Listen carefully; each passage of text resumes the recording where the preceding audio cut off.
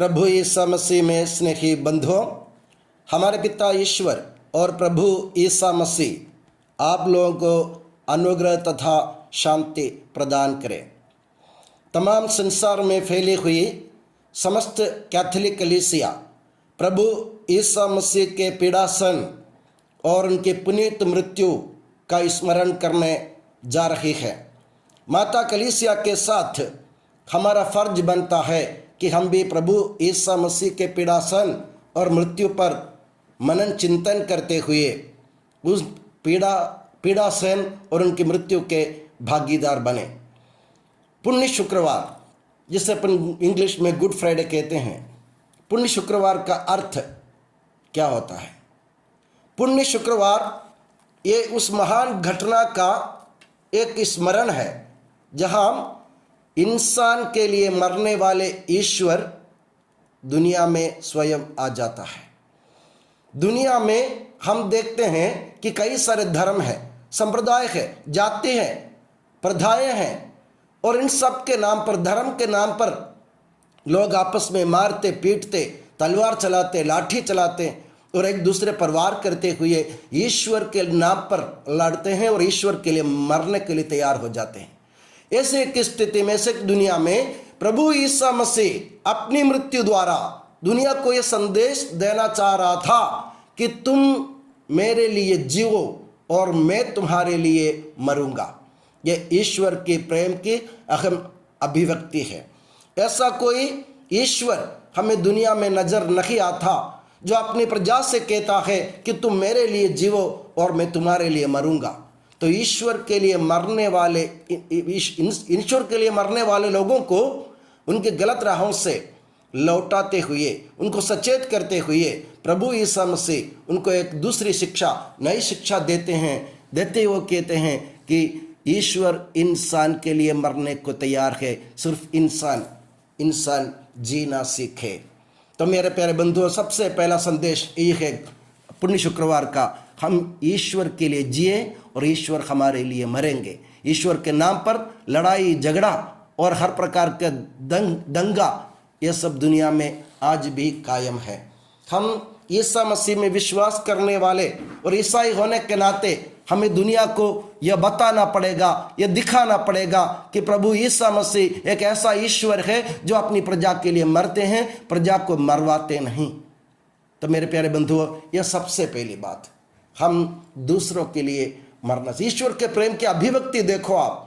ईश्वर ने अपने, रोमियो के नाम पत्र में हम पढ़ते हैं कि ईश्वर ने अपने पुत्र को भी नहीं बचाया। ईश्वर ने उसको दुनिया के पापों की क्षमा के लिए, इंसान के पापों की क्षमा के लिए उसको बलिदान के रूप में, बलि के बकरे के रूप में या बलि पशु के रूप में भेज दिया।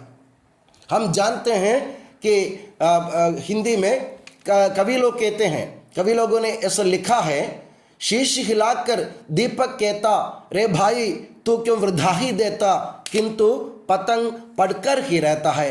कितनी विह्वलता है, दोनों तरफ प्रेम पलता।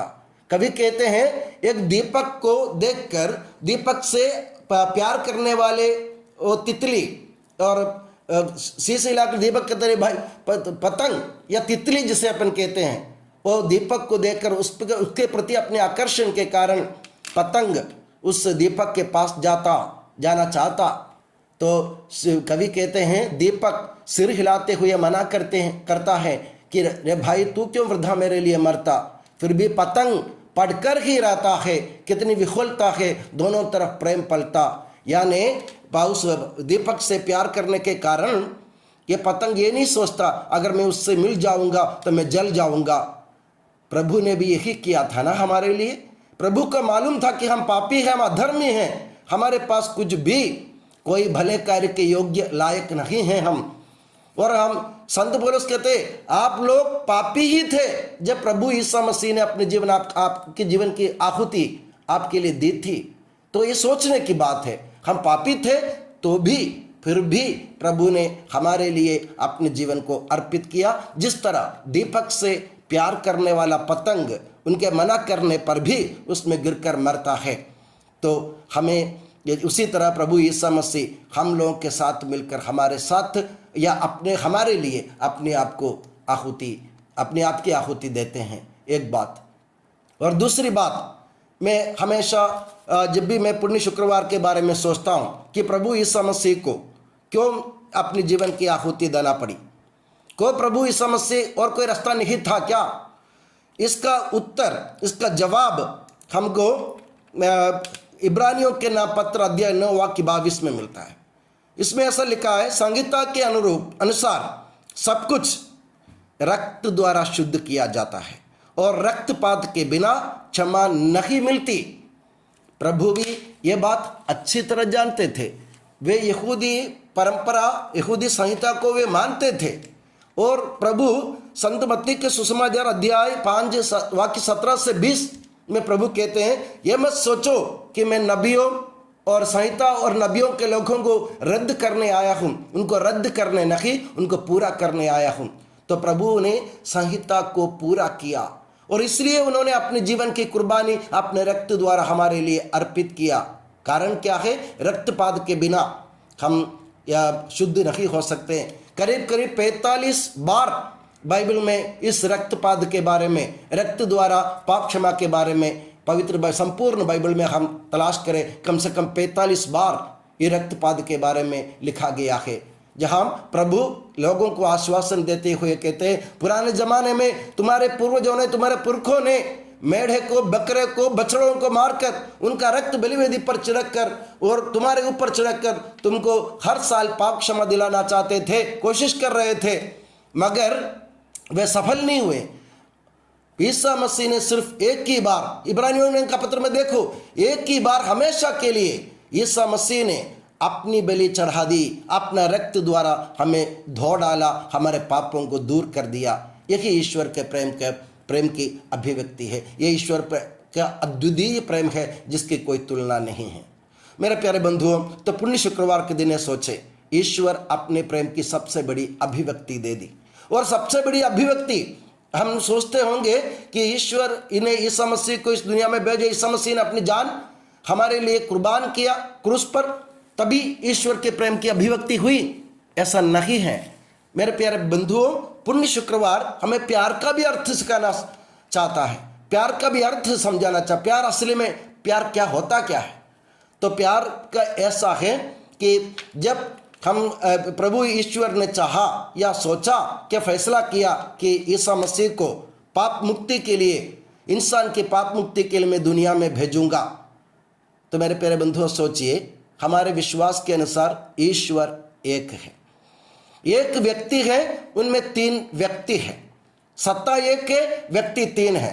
जब प्रभु ने, ईश्वर ने ईसा मसीह को इस दुनिया में भेजना चाहा तो जरूर ईसा मसीह को उनसे अलग करना था, पिता से। पिता को ईसा मसीह को अपने से अलग करना पड़ा, यानी पिता ईश्वर स्वयं घायल होते हुए, स्वयं को चोट पहुंचाते हुए प्रभु ईसा मसीह को इस दुनिया में भेजा था। इस ईश्वर ने, ईसा मसीह ने क्या सोचा? ईसा मसीह ने दुनिया में आने के बाद सोचा, मेरे पिता ने मुझे इस दुनिया में भेजने के लिए अपने आप को घायल किया, अपने आप को चोट पहुंचा दी। अब उस पिता के प्रेम के बदले मैं दे क्या सकता हूं? तो ईसा मसीह के पास, इनके पास कुछ भी नहीं था। वे कहते हैं ना, आकाश के पक्षियों के अपने घोंसले हैं और लोमड़ियों के अपने मांदे हैं, मगर मानव पुत्र के सिर रखने के लिए जगह नहीं है। इतने एक गरीब आदमी जिसके पास कुछ भी नहीं है, वो क्या दे सकता है ईश्वर को वापस? तो प्रभु ईसा मसीह के पास सिर्फ उनका जीवन था, उनकी जान थी, उनके प्राण थे।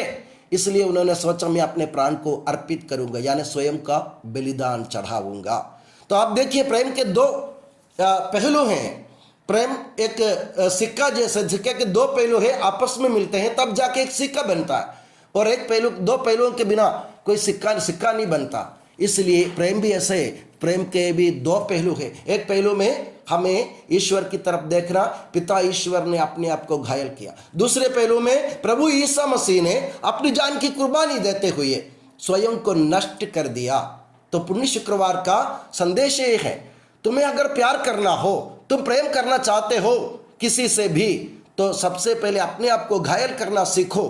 दूसरी ओर तुम्हें अपने स्वयं का बलिदान भी तुम्हें देना होगा।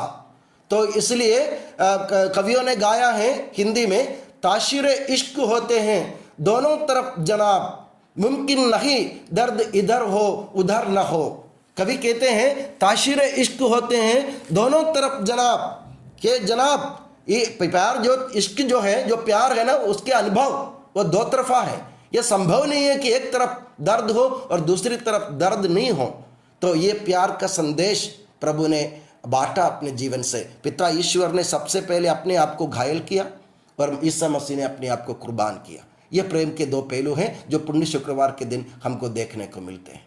और एक और बात, कभी भी मैं पुण्य शुक्रवार के बारे में सोचता हूँ तो कुछ लोग मेरी नज़र में आ जाते हैं या मेरे विचार में आ जाते हैं जो प्रभु ईसा मसीह के क्रूस के रास्ते में उनके साथ थे। कौन थे ये लोग और उनकी भूमिका क्या थी? ये भी पुण्य शुक्रवार के दिन हमें सोचने की ज़रूरत है। कौन कौन थे और उनकी भूमिका क्या थी? सबसे पहले आता है पिलातुस, जिन्होंने ईसा मसीह के खिलाफ फैसला सुनाया। पिलातुस को यह मालूम था कि ईसा निर्दोष है, बेकसूर है। उनको मालूम था, भली भांति जानता था। उनके अंतरतम की आवाज ने उनको समझा दिया था कि ईसा मसीह निर्दोष है। और दूसरी तरफ उनकी पत्नी उनके सेवकों को भेजकर उनको सचेत करती है कि इस निर्दोष व्यक्ति के मामले में हस्तक्षेप नहीं करना। यानी पिलातुस को अंदर से और बाहर से दोनों तरफ से चेतावनी मिली, फिर भी यह जानकारी होते हुए भी, ईसा मसीह को निर्देश पाते हुए भी पिलातुस ने अन्याय का साथ दिया। पिलातुस ने अन्याय का साथ दिया। उन्होंने न्याय का साथ नहीं दिया क्योंकि उनके मन में डर था। उनके मन में यह डर था, अगर मैं ईसा मसीह का साथ दूंगा, उनको निर्देश करार दूंगा, तो रोमी लोग मुझे नहीं बख्शेंगे, यहूदी लोग मुझसे नाराज हो जाएंगे, मेरे पद, मेरी गरिमा सब नष्ट हो जाएंगे, मेरे शान और मान मिट्टी में मिल जाएंगे।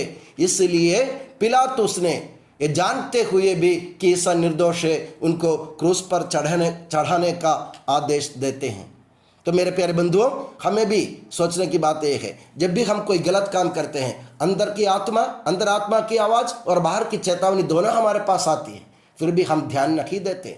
शुक्रवार के दिन सोचिए हमारे जीवन में ऐसा होता कि नहीं है। और दूसरा व्यक्ति और जो क्रूस के रास्ते में जिसका मैं हमेशा आदर के साथ और प्यार के साथ ख्याल करता हूँ, वह है माता मरियम। चौथे स्थान पर माता मरियम रोती हुई प्रभु ईसा मसीह के सामने आती है और वो अपने बेटे को क्रूस के बोझ से लदे हुए देखकर वो रोती हैं। बेटा भी रो रही है, माँ भी रो रही है, मगर उन्होंने स्पष्ट लिखा है इन दोनों ने आपस में बातें नहीं की। आप सोचते होंगे ना, ये कैसी माँ है जो अपने बेटे को तंग हालत में देखकर, परेशानी में देखकर और पीड़ा में देखकर एक शब्द से भी उनको कोई सांत्वना नहीं देती। मेरे प्यारे बंधुओं, ऐसी बात नहीं है। माता मरियम ये अच्छी तरह जानती थी कि प्रभु ईसा मसीह का मिशन क्या है, ईसा मसीह क्यों आए थे इस दुनिया में। उनको यह मालूम था कि ईसा मसीह को ईश्वर ने मुक्ति कार्य को संभव करने के लिए, स्वयं को अर्पित करने के लिए भेजा।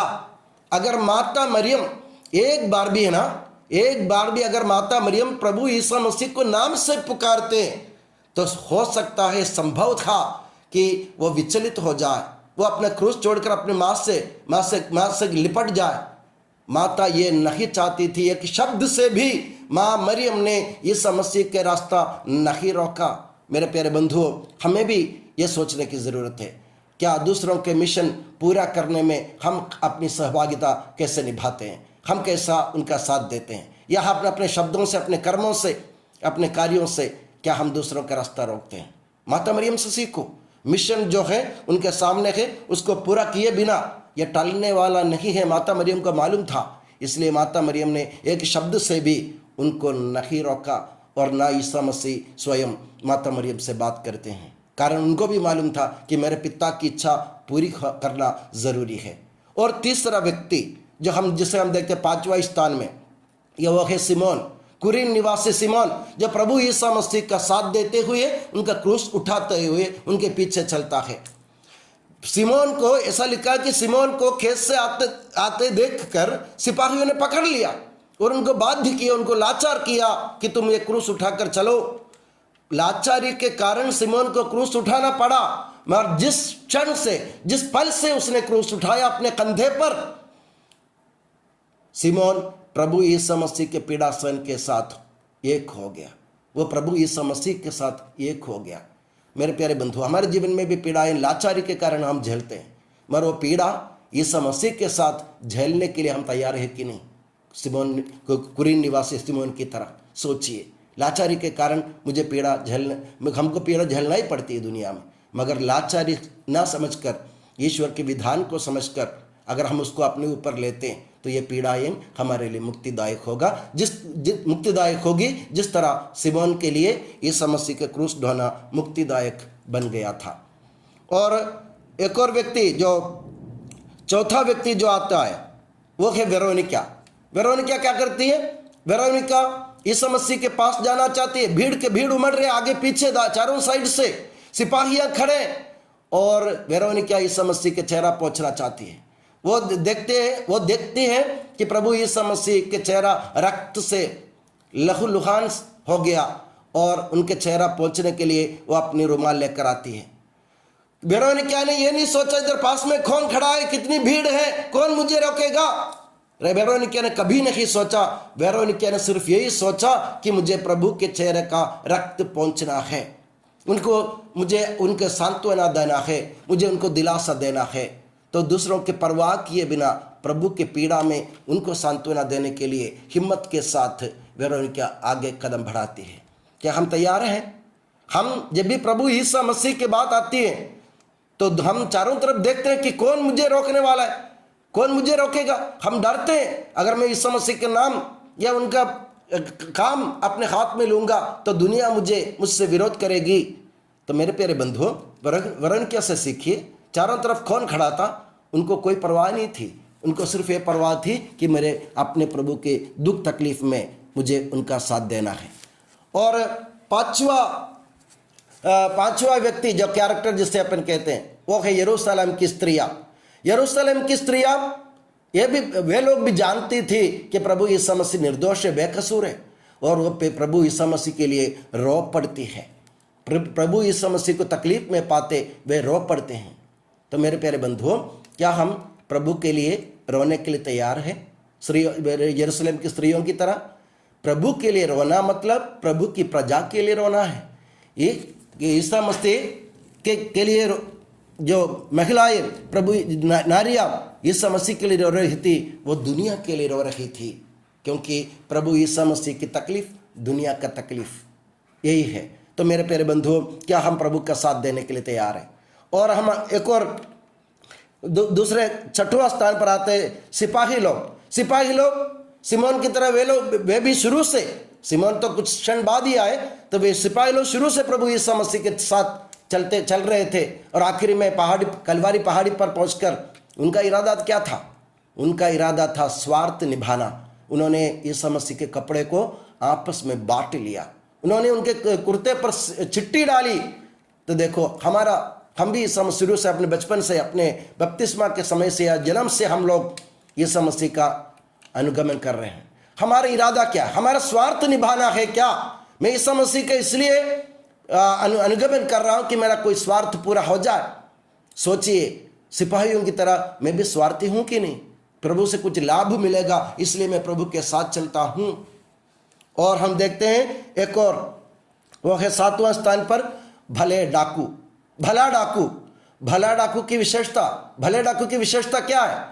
भले डाकू की विशेषता यह है, वो अपने जीवन के आखिरी क्षण में यीशु मसीह को पहचान लिया उसने, और यीशु मसीह को पहचानते हुए उसने उनको प्रभु से निवेदन किया, प्रभु मुझे याद कीजिए।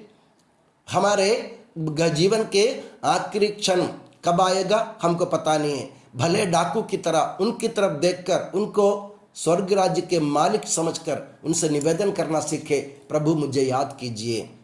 और हम कभार लोग मजाक करते हैं कि मरते वक्त उनको, डाकू को पाप क्षमा मिली, और हम भी अभी अपने जो यौवन में कुछ भी करें और आखिरी में हम पछताएंगे। तो मेरे प्यारे बंधुओं, मौत कब आएगी ये कोई नहीं जानता, इसलिए हमें दिल खोलकर अभी से प्रभु से कहने की ज़रूरत है, मुझे याद कीजिए, मेरे पापों को याद कीजिए, मुझे याद कीजिए। मतलब उन्होंने क्या, भले डाकू का मतलब क्या था? प्रभु आपको मालूम है कि मैं कौन हूँ, कैसा हूँ, क्या हूँ, और आप ही मेरा निस्तारक, मेरा मुक्तिदाता और मेरा खेवनहार हो सकता है। इसलिए प्रभु ने तुरंत उनके पश्चाताप, उनका दिल देखकर प्रभु ने तुरंत उनको कह दिया, आज तुम मेरे साथ स्वर्ग राज्य में होगे। तो मेरे प्यारे बंधुओं, ऐसा भले डाकू की तरह पूरे दिल से प्रभु को पुकारना सीखे। ये भी पुण्य शुक्रवार के एक संदेश है, दिल से पुकारना सीखे प्रभु को, ताकि प्रभु हमारे दिल देख लें। और आखिरी में आता है एक और व्यक्ति, वो है शतपति, जो क्रूस के नीचे खड़े थे। शतपति गैर यहूदी थे, वे करीब करीब 100 सिपाहियों के मतलब कप्तान थे, और वे क्रूस के नीचे खड़े थे। और आखिरी में जब प्रभु यीशु मसीह की मृत्यु हुई, कुदरत में हुए बदलाव को देखते हुए, दुनिया में हुए उथल पुथल को देखते हुए, शतपति ने तुरंत सबके सामने ऐलान कर दिया, बखान कर दिया। उन्होंने खुलेआम स्वीकार किया, सचमुच ये ईश्वर का पुत्र था। मेरे प्यारे बंधु, सोचिए, शतपति गैर यहूदी है और सिपाहियों के कप्तान है, और वो रोमी लोगों के ओर से भेजे गए। ऐसा एक व्यक्ति अगर खुलेआम प्रभु यीशु मसीह के नाम को, जिनको मृत्युदंड सुनाई गई, उस व्यक्ति के नाम को लेकर बोलता है कि ये इंसान, ये व्यक्ति ईश्वर का पुत्र था, तो उनके ऊपर क्या बीतेगी, क्या क्या नहीं बीतेगी। मगर शतपति ने यह नहीं सोचा कुछ भी, उन्होंने कोई झंझट नहीं पाला जीवन में। उनको जो दिखा, दिल खोलकर उन्होंने सबके सामने बखान किया कि प्रभु यीशु मसीह ही ईश्वर है, ईश्वर का पुत्र है, दुनिया का मुक्तिदाता है। मेरे प्यारे बंधुओं, हमें रोकने वाले बहुत होंगे, हमारी तरफ इशारा करने वाले बहुत होंगे, हमसे नजर मिलाने वाले होंगे, टक्कर लेने वाले होंगे, हमसे मुकाबला करने वाले बहुत मिलेंगे। क्या हम शतपति की तरह दिल खोलकर दुनिया के सामने ये ऐलान कर सकते हैं क्या, ये बखान कर सकते हैं क्या, खुलेआम हम स्वीकार कर सकते हैं क्या, कबूल कर सकते हैं क्या कि प्रभु यीशु मसीह ईश्वर का पुत्र है, वही हमारा मुक्तिदाता है, तो हमारा जीवन सफल हुआ। तो पुण्य शुक्रवार हमें यह संदेश भी देता है, यीशु मसीह को एकमात्र मुक्तिदाता के रूप में कबूल करना और उसका बखान करना। कभी कभार क्या होता है मालूम है आपको, हम लोग कबूल जरूर करते हैं, मगर बखान करने की बात आती है ना, तो हम लोग पीछे खसक जाते हैं। कारण क्या है, दुनिया से मेरा डर है, दुनिया वालों से मेरा डर है। तो मेरे प्यारे बंधुओं, ये पुण्य शुक्रवार ये सारे डर खत्म करने का संदेश देता है। इसलिए आज हम अपने जीवन में ठान ले कि मैं जब तक जिंदा रहूंगा, शतपति की तरह, भले डाकू की तरह, सिमोन की तरह, वेरोनिका की तरह, माता मरियम की तरह, मैं प्रभु यरूशलेम की स्त्रियों की तरह प्रभु यीशु मसीह के साथ चलूंगा। मैं ना सिपाही बनूंगा ना पिलातुस बनूंगा, दोनों ने प्रभु के साथ अन्याय किया था। तो मेरे प्यारे बंधुओं, हमारे जीवन में बदलाव लाए और पवित्र शुक्रवार, पुण्य शुक्रवार के मतलब को समझे। और आने वाले दिनों में हमारे जीवन में बहुत सारी विपत्तियां, संकट आने की संभावना पूरी है, मगर पुण्य शुक्रवार हमें हिम्मत दिलाता है, हमें ढारस बंधाता है। जो भी प्रभु यीशु मसीह के साथ चलता है वह मुक्ति की राह पर अग्रसर है। तो हम आए, अपने जीवन में परिवर्तन लाए और प्रभु यीशु मसीह को दिल से स्वीकार कर, कबूल कर उनका ऐलान करें। मैं ये दुआ करता हूँ कि प्रभु यीशु मसीह और माता मरियम आप सभी को हमेशा अपनी नियामत की छत्र छाया में सुखी और सुरक्षित रखें। पिता, पुत्र और पवित्र आत्मा के नाम पर आमीन।